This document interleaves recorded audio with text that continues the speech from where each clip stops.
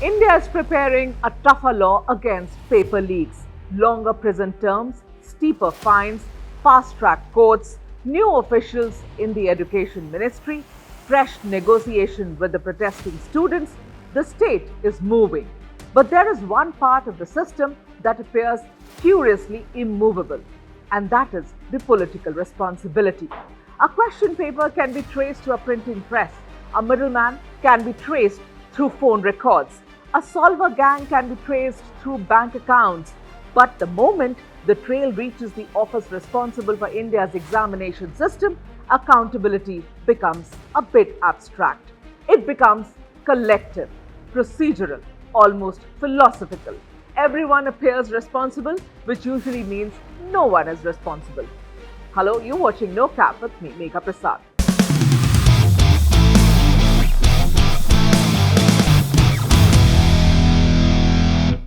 Now, there have been important developments. Prime Minister Narendra Modi spoke directly to the students around midnight and promised stronger action against paper leak. Fast track court के लिए विभागों को निर्देश दिए थे. Sonam Wangchuk ended his hunger strike after 26 days. The government has held second round of discussion with the representatives of the CJP. It has given assurance on the compensation and on the withdrawal of cases registered against protesters. But the most political difficult demand remains on the table still. The protesters want the Education Minister Dharmendra Pradhan to resign. The government has not agreed, nor has it clearly explained what form of political accountability it is prepared to offer instead. At the administrative level, there has been movement. Higher Education Secretary Vinit Joshi has been transferred to the Ministry of Panchayati Raj. Naresh Pal Gangwar has taken charge of higher education. T.K. Anil Kumar is the new School Education Secretary. The cabinet is considering stronger provisions against paper leaks. These are not irrelevant steps. The government has heard the anger and understood it. It has responded to that. That must be acknowledged. But the response is not reform, and movement is not necessarily progress. A government can transfer an officer within hours. Rebuilding trust takes much more. And that is the real crisis before the Education Ministry. Not just the theft of a question paper, it is the collapse of faith in the process. A student can prepare for an examination, but a student cannot prepare for a compromised examination. There is no coaching class for institutional failure, no mock test for corruption, no answer key for a system in which someone else may have seen the paper before the candidate enters the hall. And yet, our political culture has developed a remarkably efficient method of handling such failures. Success is centralized, failure is completely decentralized. When results improve, it is the reform. When a new institution opens, it is the vision. When India rises in a ranking, it is the leadership. But when a paper leaks, responsibility is broken into small, manageable pieces. The agency failed, the vendor failed, the printing press failed, the examination center failed, the state police failed, the secretary failed, the middleman cheated, the criminal network conspired. All of this may actually be true, but it still leaves one question unanswered. Who owns the system? Because administration without ownership is just a chain of officers forwarding blame to one another. And that question becomes more pointed because of Dharmendra Pradhan's own political past. Now let me tell you this. In 1997, around 1,500 students marched towards the Odisha Secretariat after allegation of a competitive examination paper leak. Among them was Dharmendra Pradhan himself. He was then the national office bearer of ABVP. The protest was stopped by the police. There was lathi charge. Contemporary reports say that Pradhan was injured and suffered fractures. That episode should not be used as a political taunt against Pradhan. It should be treated as a moral reference point. Because the Education Minister does not need to be told why students are angry today. He has stood where they are standing today. He has asked the same questions they are asking today. How did the paper leak? Who failed? Who will investigate?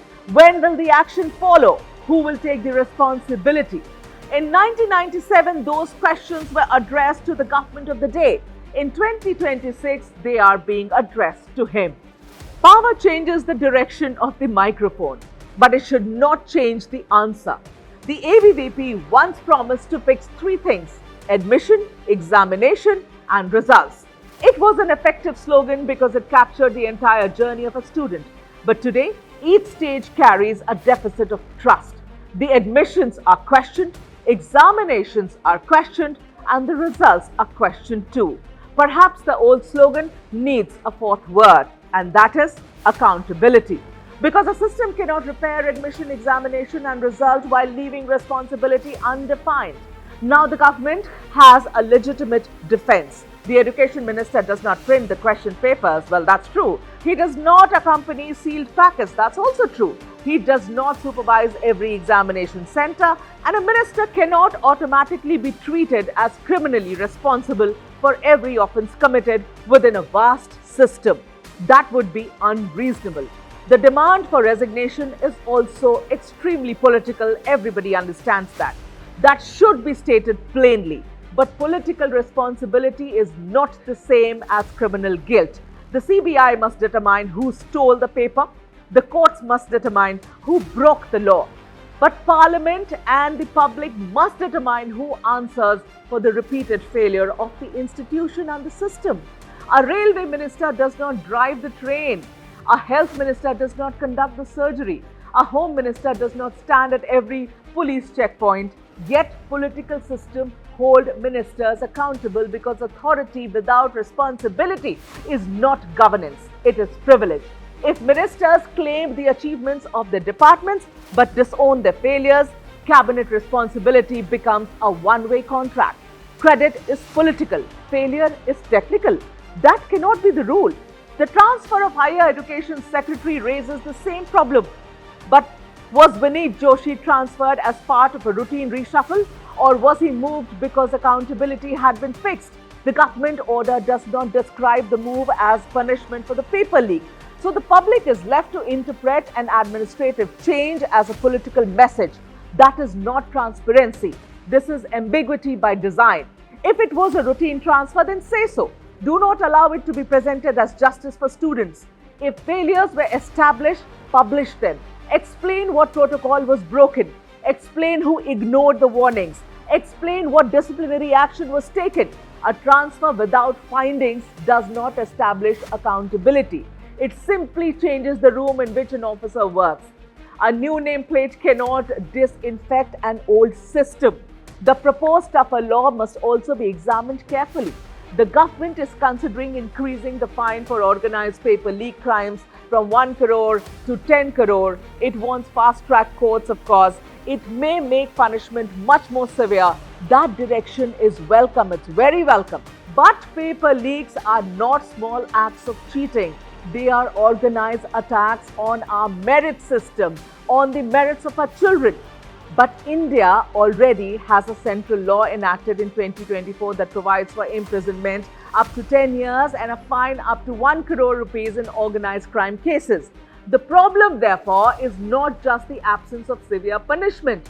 It is the absence of certainty. A criminal is not deterred by what Parliament writes to the maximum sentence. It is deterred by the probability that he will be identified, prosecuted, and convicted. A 10-year punishment with a weak investigation is less frightening than a 3-year punishment backed by certain conviction.